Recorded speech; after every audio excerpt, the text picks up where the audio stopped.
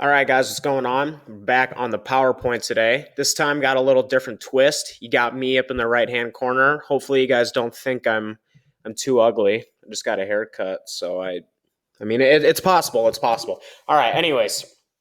So today we're going to be talking about a topic that for me recently has become more and more relevant, and because of that, it's something that I feel the need to address. First things first, I want to thank Google Images again for their fabulous work in sponsoring this video. There's going to be some more Google stock images again in this one, but it's just for fillers, so you're not staring at white background with black text. What I want to talk about today is I want to talk about the benefits of fruit, specifically in the nutritional approach of a bodybuilder or a physique athlete and a strength athlete and a power lifter as well. So the main reason why I'm making this video, again, I said this is pretty relevant to me. I would say the past three, let me think here, 3 or 4 clients that I have gotten when I get a new client, one of the first things that I ask is if they were working with a previous coach, then I ask to see the nutritional plan that they were following before. If they weren't working with a coach, I ask like what kind of parameters or guidelines, or if they made themselves a nutrition plan, like what they're following. And the last 3 or 4 clients that I have gotten, not a single one of them has had any fruit in their diet at all. And so this is something that I've recently become more and more educated on, and because of that, I can see how not having fruit in your diet is a problem, and that's definitely something that can be improved on if you have no fruit in your diet. So what the premise of this video is, I'm going to talk about obviously the benefits of fruit in your diet. I kind of want to cover, the first thing I'm going to cover is like some myths as to why fruit probably isn't in most people's diets. And then I'm going to kind of give like some application, as in what type of fruits should you eat, how should you use fruits, et cetera, et cetera. All right, let's get started. Oh no. There we go. All right, PowerPoint's a little smarter than I am. First things first, why do I think that fruit is avoided all the time? I think that there is a notion out there that fruit is a sugar and sugars are bad. So therefore we should avoid all sugars, which means that we should avoid fruit. I also think that fruit is commonly confused with high fructose corn syrup, which is an artificially made sweetener that is particularly high in fructose. And because fructose is easily stored as body fat, and because fructose specifically is easily stored as body fat, we should avoid fruit because fruit contains fructose and fruit will make us fat. So I kind of want to cover a lot of these things as we go on. The main notion that I want to cover is that fructose is easily stored as body fat. So fructose is actually easily stored as body fat. That's not necessarily a myth. The reason why fructose is easy to store as body fat is because fructose is metabolized and it's stored in the liver. Now, our liver only has room for about 100 grams of fructose. To put this into perspective, our muscles can hold anywhere from 300 to 500 grams of glucose. We can store that as muscle glycogen. We know that. Now, that number is going to titrate up and down depending on the amount of muscle tissue that you have.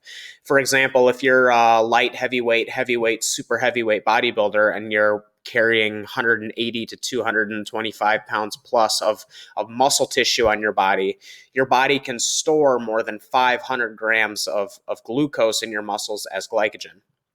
Now, what happens when our muscle glycogen stores are full? Let's say we have an individual whose muscles can only store 500 grams of glucose and they consume 600 grams of glucose.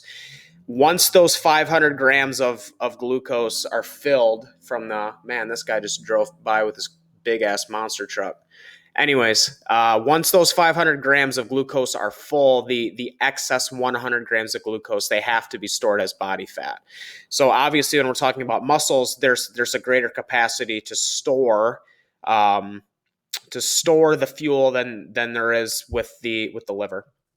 Now, the liver, no matter how big or small you are, the liver can only hold about 100 grams of fructose in it before the excess fructose is stored as body fat. Now, we know that through research that excess fructose consumption is a major cause of fatty liver disease, and it's a major cause of a lot of heart diseases, okay? So high fructose corn syrup is, as I said earlier, is an artificially created substance. Artificially created substance, there are a bunch of different kinds of molecular formulas and stuff for high fructose corn syrup. I'm going to focus on two specifically. Specifically, they're high fructose corn syrup 42 and high fructose corn syrup 55. And really all that these are is the numbers indicate what percentage of the molecule is fructose. So in high fructose corn syrup 42, 42% of these sugars are fructose, and in high fructose corn syrup 55% of the sugar molecules are fructose. Now, high fructose corn syrup 42 is the type of high fructose corn syrup that is used in processed foods like cereals, cookies, all that kind of shit. And high fructose corn syrup 55 is the type of high fructose corn syrup that they use in your drinks. So this is juice, soda, all of those kinds of things. So you can see that high fructose corn syrup is, depending on what it is you're consuming, anywhere from 42 to 55% fructose.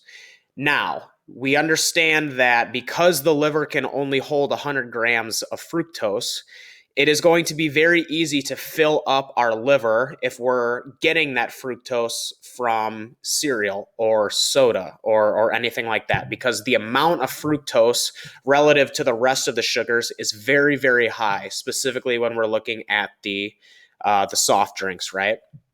Now, where this can become a problem and how this gets translated poorly into fruit is, again, the liver can only hold 100 grams of fructose, and because the main sugar in fruit is fructose, but in reality, this isn't actually nowhere close to being true. If we look at most fruits, they don't contain near as much fructose as we can possibly believe. So these are some just random fruits that I found online. I'm going to talk about their fructose content. So this is per 100 grams of each fruit. So per 100 grams of bananas, there are 15.6 total grams of sugar, but of that 15.6 grams, only 2.7 of it is fructose. Blueberries, we have 7.3 grams of total sugar. About half of that, 3.6, is fructose. Oranges, 9.2 total sugar, 2.5 fructose. Pineapple, 11.9 total sugars, 2.1 fructose. So obviously there are a shitload of fruits, and if you guys are interested, I'm going to put the link to this information in the description. It's a really long list. It's got all the different kinds of fruits in there, so you can see specifically what kind of fruits you are eating or are interested in eating, how much their fructose content is. The point I'm trying to make is that fruit does not contain near as much fructose as high fructose corn syrup does. And I think that the confusion, we lump, or not we necessarily, the general public, they lump the fructose from fruit and the fructose from high fructose corn syrup into the same category, when in reality, the amount of fructose that's in high fructose corn syrup is anywhere from 20 to 30 times higher, 200 to 300% higher than what is in regular fructose. Okay, so there's a huge difference between high fructose corn syrup and the amount of fructose that is actually in solid fruits that we eat. So I want to talk about the benefits of fructose itself. So fructose, mainly because it is stored in the liver. I want to talk about how that influences the liver and the importance of the liver in our body. So as I said, fructose is the preferred energy source of the liver. Now, an energized liver, we can conclude, is going to be a healthy and an optimized liver. Now, why is that important specifically for bodybuilders? All of your amino acid, fat, and carbohydrate synthesis and metabolism occurs in the liver. So if you want the protein that you're eating to be metabolized and synthesized properly, it has to go through the liver. The carbs and fats you want to get synthesized and metabolized properly, they need to be synthesized in the liver. So we need our liver to be functioning optimally so that it can fully maximize the capability of using and synthesizing the foods that we're eating. Okay, and this is obviously extremely important. It doesn't matter how much carbs, protein, fats we're eating if they're not getting synthesized and metabolized properly and getting distributed where they need to be. It doesn't really matter how much we're eating because they're not getting used properly. The liver is your largest fat-burning organ in your body. The liver is also where growth hormone is converted into IGF-1. The liver produces your HDL cholesterol, which is we know is not a cholesterol, it's a lipoprotein, but it's your good cholesterol. And the liver, as we know in specifically competitive bodybuilding, through various oral drugs, our liver gets put at risk. So I have no research to back this up, but I have a hypothesis or a theory that by consuming fructose, if we are consuming oral drugs, Anavar, Winstrol, Dianabol, etc., we can potentially mitigate the harmful effects and damages to our liver enzymes. Again, I have absolutely no science to back that up. I have a theory that if we're giving our liver the energy it needs to perform optimally, we may be able to downsize or degrade the negative side effects from taking oral anabolics. Okay. Now let's look at fruit specifically. I don't want to look at the monosaccharide fructose. I want to look at the fruit in itself. What are the benefits of eating fruit? So as we just covered, it stimulates our liver to operate optimally. Now this is obviously important for a lot of reasons that I just mentioned. It can effectively extend our workouts. Now, how can it effectively extend our workouts? Now, our body is going to prefer to burn fructose over glycogen. So if we picture our muscles as a gas tank, right? Because they store glycogen, and glycogen is the fuel that we use in the gym.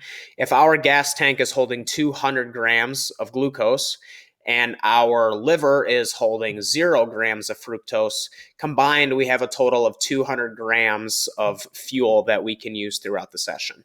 Now, if we keep our muscles saturated where they are with glycogen with that 200 grams, but we have 50 grams of fructose that's in our liver that can be able to be used, now we're stepping into the gym with 250 grams of usable energy, because we'll be able to use the fructose in our liver and use the muscle glycogen that's in our muscles instead of just using the muscle glycogen that's in our muscles. So it can effectively give us a second gas tank, okay?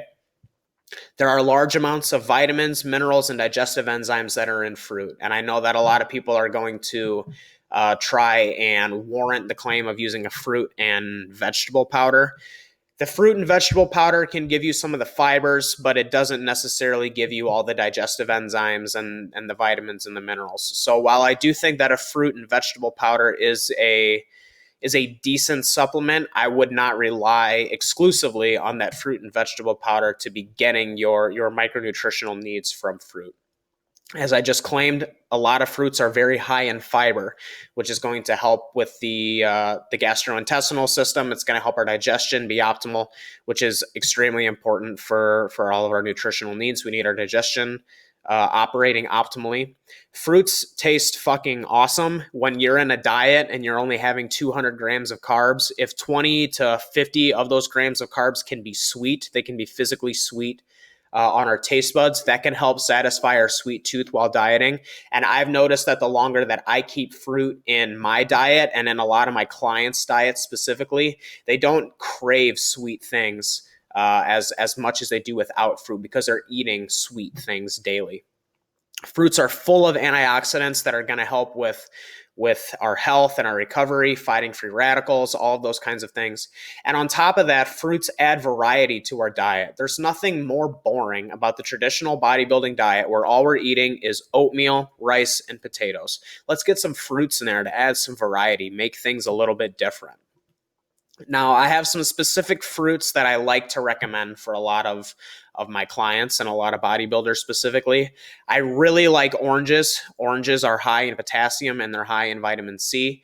Potassium is an incredibly important mineral and electrolyte. I may make a video on its own specifically talking about potassium and the benefits of potassium. I really, really like pineapple. Pineapple is a natural source of bromelain. Bromelain is a digestive enzyme that is used to optimally digest the protein and amino acids that we consume. So again, it doesn't matter if we're eating 500 grams of protein in a day. If we're not digesting and assimilating those properly, they're not going to where they need to be going. And bromelain is a naturally occurring digestive enzyme that I believe only occurs in pineapple and papaya. I may be wrong on that, but I know for sure that pineapple has the highest concentration of it. And blueberries. Blueberries are very high in fiber. They have a very low caloric value, and they are a voluminous food. So to get 20 grams of, let's say, arbitrary number, 20 grams of carbohydrates from blueberries, that's a lot of blueberries that you have to eat. So if you're dieting, that can help fill you up, and the fiber in there is also going to help keep you satiated for a longer period of time, so you're not starving all the time. There is a huge amount of antioxidants in blueberries, so much so that there are more antioxidants in blueberries than any other fruit or any other vegetable on the planet. On top of just the antioxidants, there are many, many, many health benefits that blueberries provide. You guys can Google those. I don't want to make this whole video talking about the health benefits of blueberries, but those are very easy to find. And finally, let's talk about the practical application of fruit in a diet. When should we be able to put fruit in a diet? Now, technically, we can put fruit anywhere in the diet, but I do think that there are 3 specific times where it is very important to have fruit in our diet specifically. Very first thing is I like to have fruit in the client's first meal. Why do I like to do this? Because while we're sleeping, of course, we're burning glycogen, but we specifically are we can burn up to about 78% of our liver glycogen while we're sleeping. So while we deplete up anywhere up to 80% of our liver glycogen, we need to replenish that first thing in the morning. First thing in the morning, assuming that you're not training anytime soon, I like to go with a fibrous fruit first thing in the morning. So I like to go with a berry. I like to go with blueberries, strawberries, etc., because the ratio of total carbohydrates, like for example, we'll talk about blueberries. I think the ratio of carbs and sugars to fiber in blueberries is about 2 to 1. So if you're taking in 10 grams of carbohydrates from blueberries, 5 of that is going to be fiber. 20 grams of carbs from blueberries, 10 of it's going to be fiber, et cetera, et cetera. So there's a large amount of fiber that's in blueberries. That's going to help keep our insulin spikes really low, and that's going to help keep our gastrointestinal system and our digestion operating optimally. So I like to use fibrous fruits if they're taken away from the training window. Now, in the training window, specifically pre and post training, I like to use what I call sugary fruits. So in this scenario, I would use something like a pineapple. Now, when I talked about blueberries, the ratio of blueberries is like 2 to 1.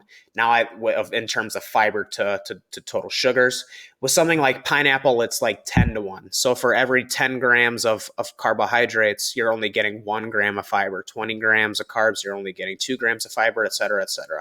So there's a lot more sugars that are going to be in these sugary fruits like oranges, pineapples, papaya, mango, etc.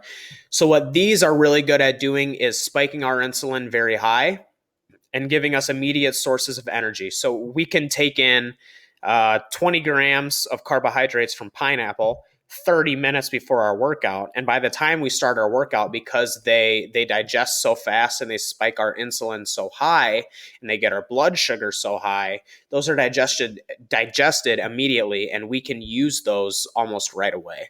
Same thing with post-workout. Because they spike our insulin so high, we can digest them and immediately refill the liver glycogen that we burned off during training by eating a sugary fruit post-training.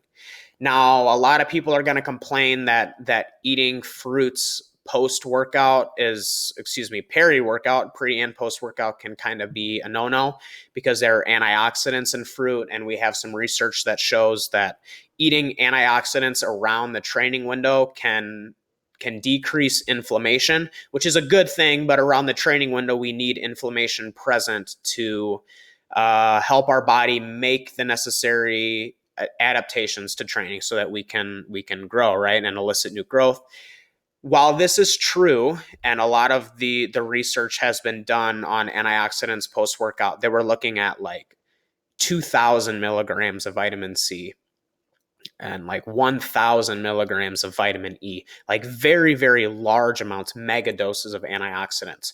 The amount of fruit that you would have to consume in order to get numbers like that around the training window would be absolutely astronomical, and there's absolutely no way that anybody can eat that much fruit. So as far as for the people that argue that you can't eat fruit around the training window because of the antioxidants, I really think that point is null and void. I think you're really overestimating how much antioxidants or how many antioxidants there really are in fruit, and to get the amount of antioxidants that would have a negative effect on your body's inflammation adaptations, you would really have to be eating a lot of fruit, more fruit than most people could even physically consume. All right, so let's recap everything that I just talked about. Do not confuse fruit with high fructose corn syrup. They are not the same thing. Fruit does not contain near as much of the fructose as most people believe, so you are going to be good eating fruit in terms of filling and saturating your liver. Let's go back and let's do some quick math. We're going to look at oranges here. You know what? Let's look at bananas. So this is for 100 grams of bananas. Now, most bananas that you buy in the store, by the time you peel them and weigh them, they're going to be about 100 grams.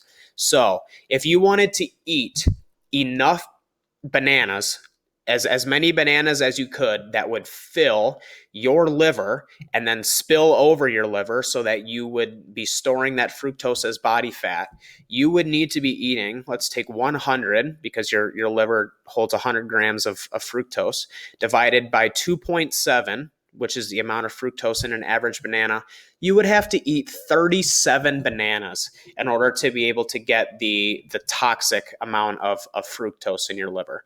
Like I said, man, this is so unbelievably like overblown. Whereas to get 100 grams of fructose to fill your liver and spill it over with soda, you would drink like 3 12-ounce cans of soda and you would be screwed immediately. So this is way, way, way overblown. So you should not be avoiding fruit for that reason. Fruit is the main fuel for our liver, which is a major organ when it comes to our performance and our physique development, as well as just overall health in general. And fruit also has numerous health and performance benefits and should not be avoided because of how beneficial those are to our training and nutrition programs. All right, guys. Hopefully you guys liked the video. If you liked it, drop a thumbs up. If you have any questions, go ahead and ask them in the description. If you're interested in online coaching, my email is in the description. All right, take it easy.